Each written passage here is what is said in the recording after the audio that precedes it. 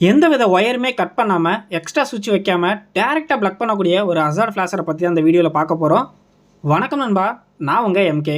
நம்ம சேனல் புதுசாக இருந்தால் மறக்காம நம்ம சேனலை சப்ஸ்கிரைப் பண்ணுங்க. வாங்க டேரெக்டாக வீடியோக்குள்ளே போகலாம்.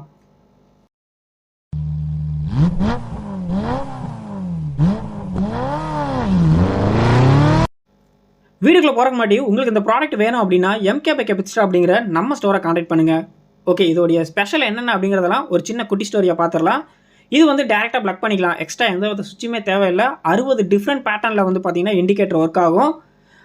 இண்டிகேட்டர் மட்டும் இல்லைங்க, பின்னாடி இருக்கக்கூடிய டேஞ்சர் லைட்டும் வந்து பார்த்தீங்கன்னா இது மூலமாக டிஃப்ரெண்ட் மோட்ஸில் ஒர்க் ஆகும். வாட்டர் ரெசிஸ்டண்ட்டில் கொடுத்துருக்காங்க. அதுக்கப்புறம் வந்து பார்த்தீங்கன்னா மெமரி ரீகால் நார்மலாக இருக்கிறதெல்லாம் வந்து பார்த்தீங்கன்னா ஆஃப் பண்ணிட்டீங்கன்னா அடுத்து ஆன் பண்ணும்போது வேறு பேட்டர்ன் தான் ஒர்க் ஆகும். இது அப்படி இல்லை, அதே பேட்டர்னில் வந்து ஸ்டார்ட் ஆகும்.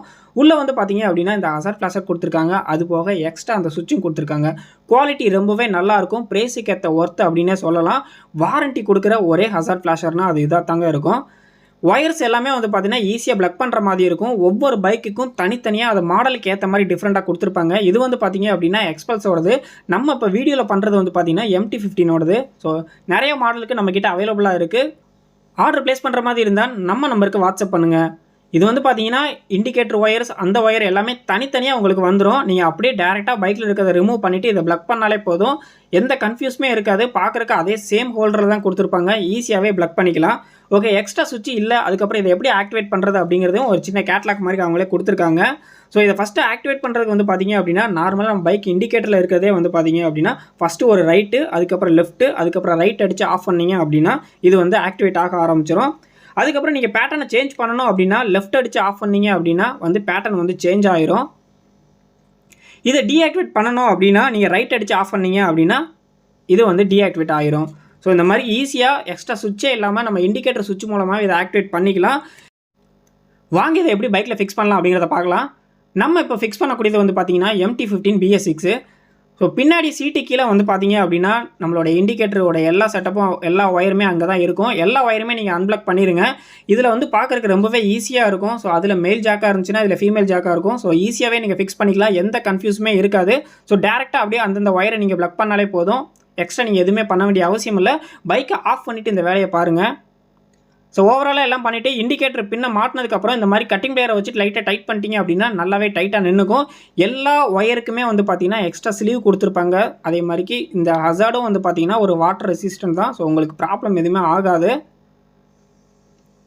ஈஸியாகவே அந்தந்த ஒயரை நீங்கள் அப்படியே எடுத்து ஈஸியாக ப்ளக் பண்ணிக்கலாம். உங்களுக்கு இந்த ப்ராடக்ட் வேணும் அப்படின்னா எம்கே பை கெபிஸ்டா அப்படிங்கிற நம்ம ஸ்டோரை கான்டாக்ட் பண்ணுங்கள். ஓகே, எல்லாம் ஃபிக்ஸ் பண்ணி முடிச்சதுக்கப்புறம் அந்த ரப்பர் மாதிரி இருக்கக்கூடிய அந்த வாட்டர் ப்ரூஃப் இதுக்குள்ளே எல்லாமே திணிச்சு வச்சுருங்க. ஃபைனலாக வந்து பார்த்தீங்க அப்படின்னா அந்த ஹசார்ட் இதையும் நீங்கள் வந்து ஃபிக்ஸ் பண்ணிடுங்க. அதுவும் டேரெக்டாக ப்ளக் பண்ணுறது தான். எல்லாமே நல்லா ஃபிட் பண்ணிட்டீங்க அப்படின்னு ஒன்ஸ் கன்ஃபார்ம் பண்ணிக்கங்க. ஸோ ஃபைனலாக அதையும் ப்ளக் பண்ணிடலாம். ஓகே, இப்போ வந்து நம்ம வந்து ஆன் பண்ணி பார்க்க போகிறோம். ஸோ வண்டியோட சாவியை ஆன் பண்ணிடலாம். ஸோ ஆக்டிவேட் ஆயிடுச்சு அப்படிங்கிறது வந்து பார்த்தீங்கன்னா நார்மலாக நீங்கள் இண்டிகேட்டர் போடும்போது அந்த ஹசார்ட்லேயே 2 லைட் இருக்கும். சின்னதாக ஒரு இண்டிகேஷன் லைட்டு. அது மூலமாகவே நம்ம தெரிஞ்சுக்கலாம் நம்ம கரெக்டாக ஃபிட் பண்ணிட்டோம், ஆக்டிவேட் ஆயிடுச்சு அப்படிங்கிறத.